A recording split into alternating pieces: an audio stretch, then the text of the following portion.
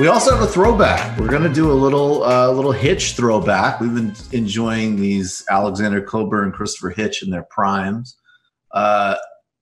Hitch's kind of Rubicon was enthusiastically embracing every single American military action after the September 11th terrorist attacks. Mm-hmm. And actually, it's interesting because, like, in some ways you could see today that, you know, there's all these horribly annoying tendencies that can exist on the left.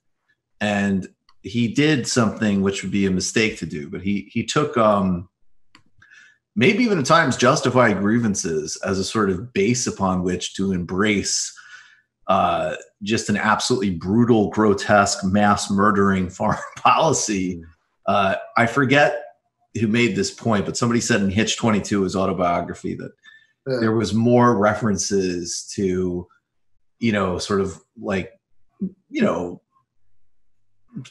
left public intellectuals that he'd had spats with in, you know, obscure journals than the, you know, Bush administration's invasion and then, you know, full-scale privatization of Iraq, which, you know, theoretically, even after he had gone sort of imperialist Trotskyite, he would object to. I also think that's another thing, not to start too many fights, but part of what you got to look at with Hitch is a tendency in Trotskyite thinking that could take you in bad directions. Not necessarily, and obviously plenty of Trotskyites opposed war in Afghanistan, invasion of Iraq, and so on, but that sort of idea of wherever there's a possibility of kind of shaking up a status quo, we got to go for it. I mean, that's a tendency that you can see in Hitch's work much earlier, too, than his going bad after September 11th. But at any rate, this is a different time. This is Christopher Hitchens beefing with Charlton Heston before the Gulf War. Is that right? Yeah, no, that's right. And I guess I'd also say that, like, I think there is a through line there, right? So he you know, because he starts out like in like the 60s as like a student. You know, he's involved in this like quasi-Trotskyist group called the International Socialists in Great Britain, and then obviously breaks from that, and you know, and there's a long evolution there, right? But like the original IS perspective, they would say things like neither Washington nor Moscow, but international socialism. And you think about, okay, well, how does he go from neither Washington nor Moscow but international socialism to Washington after all, right? And some of that, like, I think there's like a cynical explanation that might do some work here, you know, in terms of his sort of assimilation into like the DC journalism board. But I also think that a big part of it is that, you know, in the 90s, you know, when there was all that kind of like end of history talk going around, and you know, there was the, you know, the collapse, of course, of the Soviet bloc, but also like major retreats in social democracy around the world. You know, even these sort of important left victories like the ANC in South Africa were at the cost of this kind of like Faustian bargain with capital, right? You know, we'll overthrow apartheid, but we'll drop all of our economic demands. And in that time period, I think it was really easy to get the impression that like any kind of struggle for socialism was just kind of over, right? You know, that like totally it had been played out and we gave it a good run, but like that's it. And I think that at least like maybe, I mean, the position he ended up taking, of course, out of Afghanistan and Iraq was despicable, but like I think the honorable impulse that I think might have gotten twisted there is, you know, he'd spent all this time as a foreign correspondent going around to all these places, you know, many of them US-sponsored dictatorships, and, you know, that he wrote very eloquently about, and, you know, places like Saddam Hussein's Iraq. And if the original hope was that, okay, we're going to get like working class socialist, you know, revolutionary energy overthrowing all these places, and you sort of give up on that because it seems like that historical moment is just over, then it's very easy to kind of get into this place where you're casting around for alternative vehicles of change, and then get to the point where you're even willing, I think, you know, I think this, a lot of what happened with him, to say, well, hell, I can't stand the idea that all of these like cruel, regimes are going to stay in power. And so it looks like the only realistic tool that could take them out of power would be the United States. And to a certain extent, there was an attempt to square the circle between that and his original left commitments. And to a certain extent, he just kind of because the dissonance was so obvious, he just kind of retconned away some of his old positions. So in his later stuff from the 2000s, you'll find him retroactively referring to the first Gulf War as the liberation of Kuwait, to go with, I think that's the important. I just can't. I mean, I get it on some level. And I think that this is something where the difference between being in your 30s and 20s makes a difference in terms of understanding just how utterly closed politics was. But at the same time, I mean, I just can't, I think so many people, not only kept up the good fight against these things, and also other people just, even who weren't necessarily on the left, were able to kind of have some analysis of how the world works. And precisely, frankly, because, and, I think the jury's out. I mean, obviously Hitchens was brilliant in some ways and he's a lot of fun. I don't know how really long lasting or durable any of his thought is. I mean, his kind of big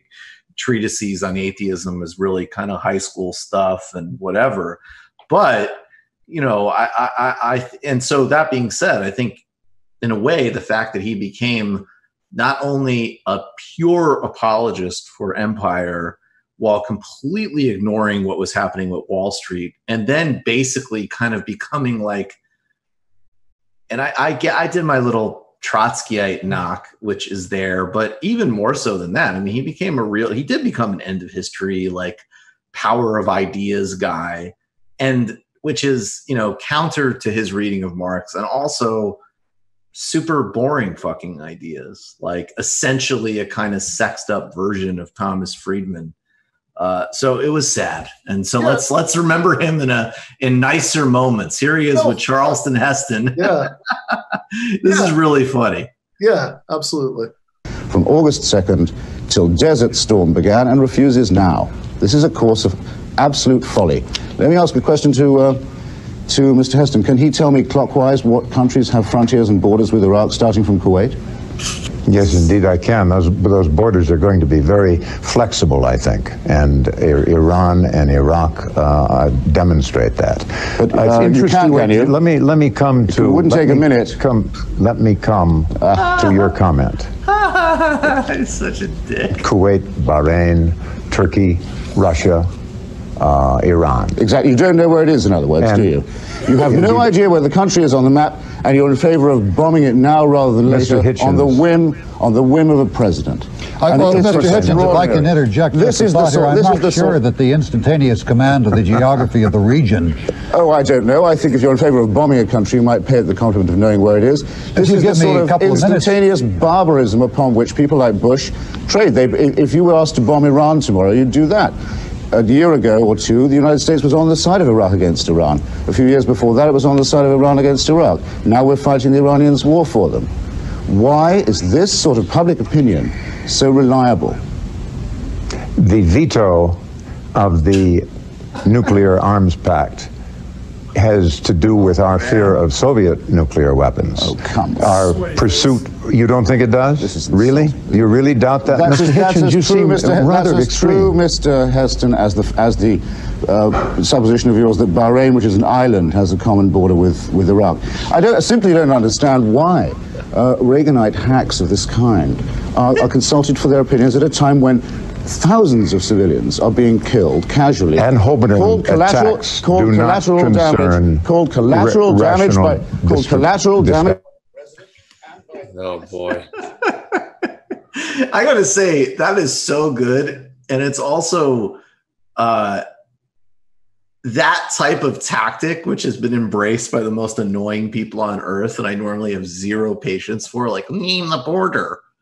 The fact that he's able to do that and be so fun and classy about it, that is one of a kind. To be a fucking pedant like that and still get your point across in a hysterical way. He's also completely right, by the way. Yeah, no question about that. That, because it does also, I mean, all right, yeah, it's funny, but I mean, like, it also does speak to, this larger thing that, like, when people like Heston, people, no matter how much better informed he was, like later Hitchens, approach these things, like they do it as if, like, whatever the last 5 things they heard about Iraq on the news are like definitive of like everything there is about the situation and its history, its context that could possibly matter, right? It's all ripped out of any kind of like history or context or anything. It's just like this like eternal present. And like I think the way, and like as obnoxious as that is a rhetorical tactic, right? Like it really does like speak to that like, Heston or any of these people, right? Like they're not gonna bother doing any research about a country before they advocate mass murder against the people who live there. Why would they do that? What's so depressing is I remember a quote from Hitch in the height of the sort of when the first failures were starting to come in. And I think it was right in 2004, actually. And he said something to the effect of, which was also very cleverly, it was a great rhetoric. And ironically, a great push against the kind of pedantry he's doing there, but totally for the wrong ends. And he said something like, George W. Bush couldn't like pronounce the name of a country right or locate it on a map, but he knows where to bomb. So it's Jesus like, Christ. The inversion. Wow. Yeah. But he had a great, the only thing, even then, no, that's an appalling line. But even then, especially like in the height of the kind of like a lot of just the sort of like dumb, ineffectual anti-Bush stuff, which was ineffectual. He didn't lose in 2004. And there's definitely, as different as things are, there are some analogies, unfortunately, between this election and that election. And I remember he was on Bill Maher and they were all like, talking about George Bush mispronouncing things and how dumb he is and whatever. And Hitchens just sitting there and he's just like, yes. And his eyes are so close together that he could wear a monocle. I can do this too. And it just like popped the whole, like everybody's lazy, tired. He's just like, yeah, like sure, whatever. Unfortunately, that wasn't to then leverage a deeper conversation about, the entire edifice of U.S. foreign policy and Republicans and Democrats, but it was very refreshing. Ironically, he de-smugged a room. Yeah. Ben Burgis, we appreciate you as always, brother. Check out Ben. Check out his Patreon page. Check him out on Dead Pundit Society. Buy the book. Give them an argument. Logic for the Left. Thanks, Ben. All right. Thanks, man. Stay safe, brother. You just watched a Michael Brooks Show video. Subscribe to get them all. Why wouldn't you? Don't be foolish. Click subscribe below and become a patron as well. Patreon.com/TMBS. Thanks, everybody.